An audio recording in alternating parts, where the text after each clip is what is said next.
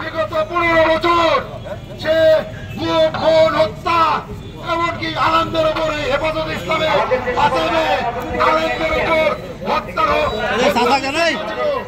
আনন্দকে হত্যা করেছিল।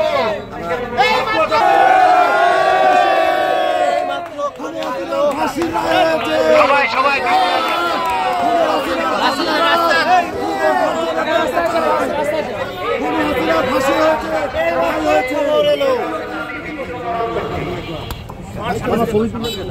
আমরা দ্রুত খুনি হাসিনার ফাঁসির রায় কার্যকর দেখতে চাই।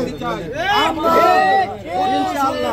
করব ভারত থেকে ওই খুনি হাসিনাকে বাংলাদেশে এনে জনতার সামনে ফাঁসির রায় কার্যকর করার জন্য।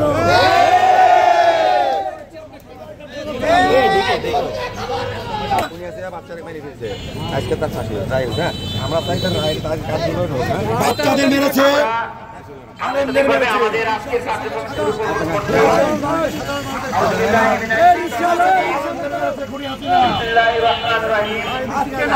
আনন্দিত ফাঁসি হয়েছে